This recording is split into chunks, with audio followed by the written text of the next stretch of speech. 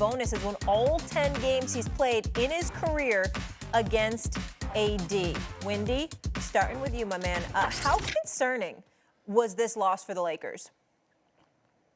Can we just start with the fact that Sabonis is 10-0 against AD in his career? Sure. That's one of the most amazing stats going in the league right now. Swept him this year. By the way, over the last 2 years, guys, Kings are 7-1 against the Lakers. Like, they have owned this matchup. And let's start with just have some truths about the Lakers. Let's just be honest about where they are as a team right now. Okay, they are in a tie essentially for 10th place because they're tied with the Warriors in the loss column. I know they have a couple more wins, but they're all going to play the same amount of games. And right now they're tied. Okay, they are now way back of the 6th seed and have completely been whitewashed in the tiebreaker by the Kings. They're also behind the Mavericks in the tiebreaker and by 2 games in the loss column for 8. So I'm telling you, the 6th seed has sailed. Goodbye, sayonara, you're going to be in the play-in. The other thing I'm going to say is that if you're a Lakers fan, I would now advise you to start to root for the Kings just about every game because you don't want to face the Kings in a one-off situation. I know that the Lakers have had success in one-off situations in this modern era. They were 3-0 in the in-season tournament. LeBron's led wins in a couple of in-season tournament games. You don't want to face the Kings.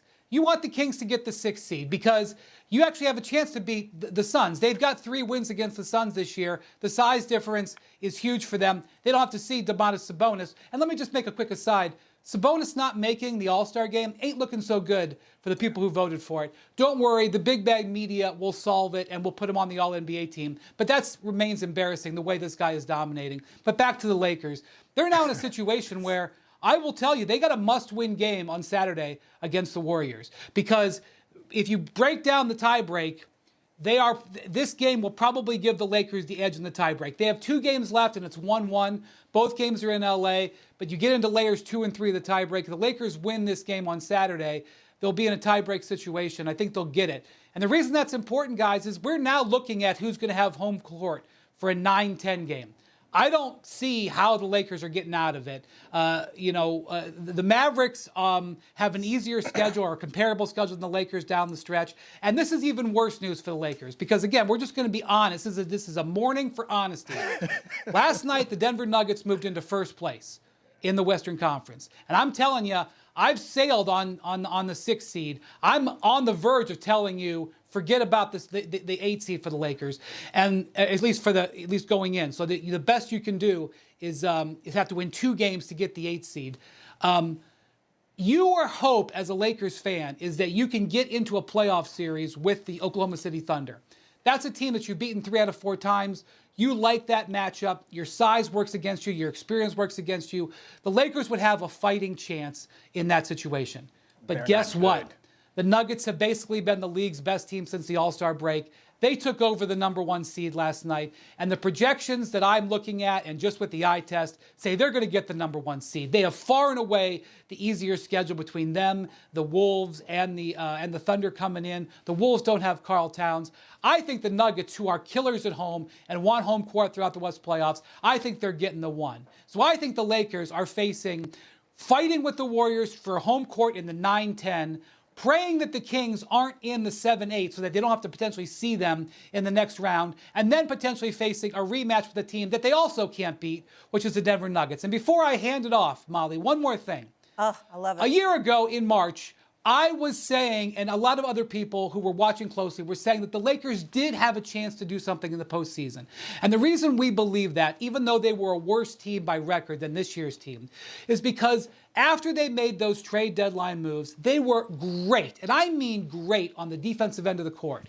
And that was what carried them through the play-in, through those first couple of rounds. They were really, really good.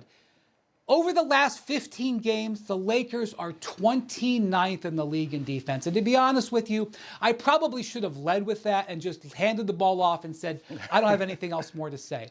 The only team worse over the last 15 games in the league is the Utah Jazz, who are doing a grade A tank job to keep their draft pick. One of the things no one's paying attention to is the absolute overt tank job that Utah is doing. That's the only team that is playing worse defense than the Lakers. Last year in March, they had the number 3 defense in the league. I can't take this team seriously. I respect their ability to win an individual one-off game because of their talent. I can't take this team seriously to do anything when you've got the second worst defense in the league in the most important part of the season. That's all for me.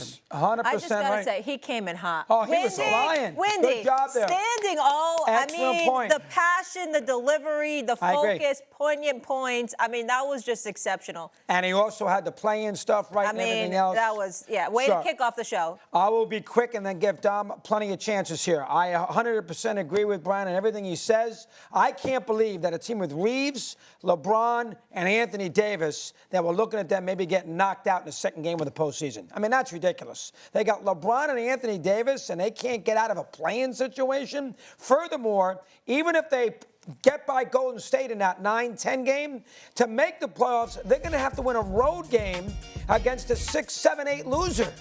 So the 7-8 plays, the winner's in, and the loser plays at home against the 9-10 winner. So the Lakers are going to have to win a road game just to make the body of work in the postseason. And and again, Kings 4-0 against them. They make Sabonis out to be Gus Johnson. Look him up if you want to know who he was back in the old days with the Baltimore Bullets. I mean, the bottom line is this is a team last year got to the conference final. Everybody was excited, thought they were going to do great things this year, and now they can't get out of their own way. And remember, too, if the NBA loses LeBron and Curry in a play-in scenario, that's going to hurt them.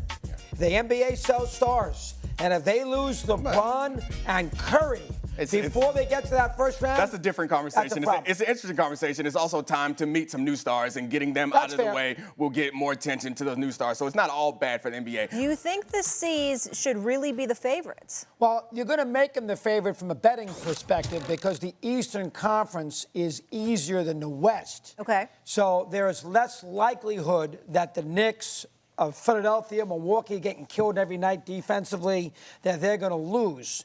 Denver may not have home field. Left on the Heat, the one team that actually could beat the Celtics. That but anyway, could, but we don't know how that matchup will work. In the NBA, in the West, the Heat, the Nuggets may not have home court nor the rounds. That's number one. They haven't gotten that top seed yet of those. Wendy said at the top of the program today, they're in good shape to get it. I would favor them, but if they don't have it yet, Boston does. And there's, Clippers are dangerous.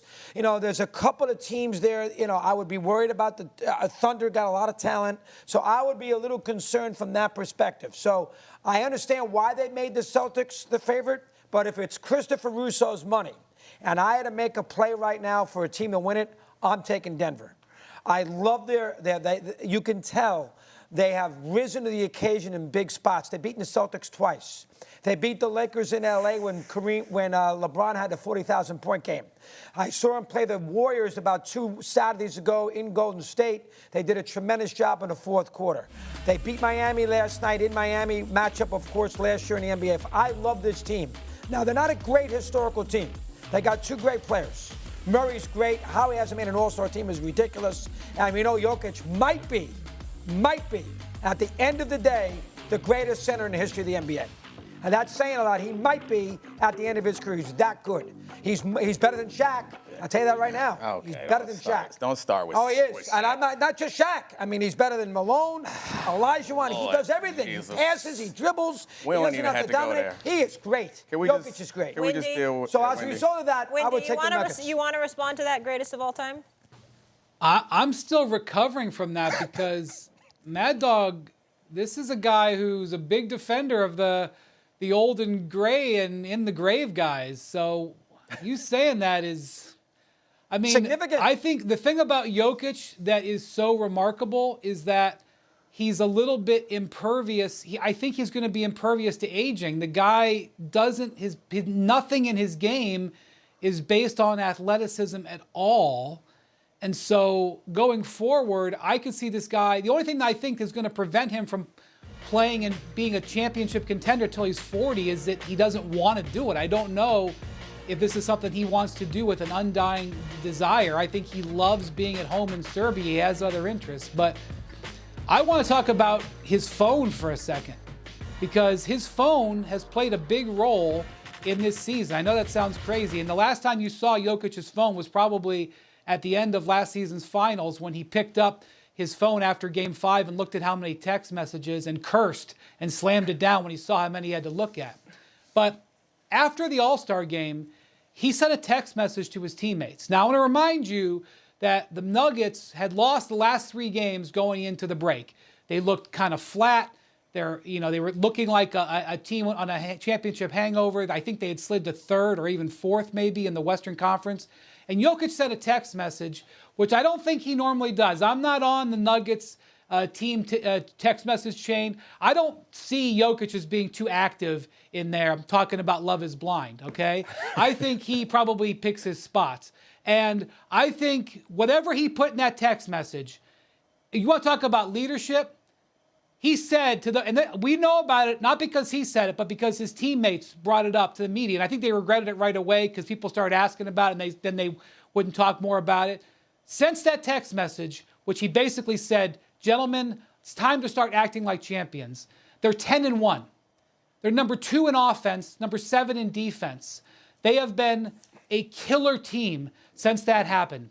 They have the easiest schedule. They have the 3rd easiest schedule left in the whole league.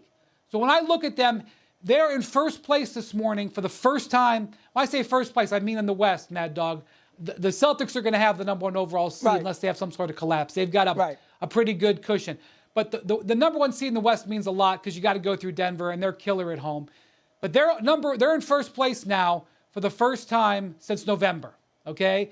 They have the 3rd easiest schedule of all teams in the NBA and of all those top teams in the West coming down. They have 3 games left with the Wolves where they will not have Karl Towns, okay? Yep. So they have an opportunity to totally stranglehold that situation. The Clippers are 7-7 in their last 14 games. They've got their own issues to talk about. And while I think the Thunder are a potent team, they have a much more difficult schedule coming in. I think they've got like the 6th or 7th toughest schedule. Denver is highly favored. So you're going to have them, if they don't mess around, with the number 1 seed in the West.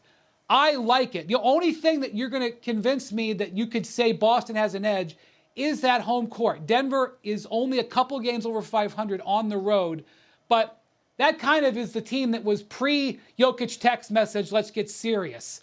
And also, they were untouchable on the road in the conference finals and finals last year. And my point is that they can be great on the road. If the only thing you're looking at with this Denver team is to say, well, this is what their issue is, if they have an injury to one of their front line, their reserves are suspect. They're young and unproven. And, Murray has shown he has injury prone. They are a little susceptible on depth, and their road record isn't as good. The Celtics have been awesome at home, but they lost to the Nuggets. So I love Denver as the favorite, and I think they've earned that. That the depth is the one argument I think that you could make for the Celtics, and I think obviously with Cat out, the West gets a lot easier for the Nuggets. I think I would definitely go with the Nuggets over anybody, honestly, including the Celtics, even though they appear to have an easier path. Because the one issue that Wendy brought up that is injuries and depth. Frankly, that's everybody on the West is injuries. We saw it with if you lose Kawhi or if you lose PG, it's going to change the way that things look for the Clippers.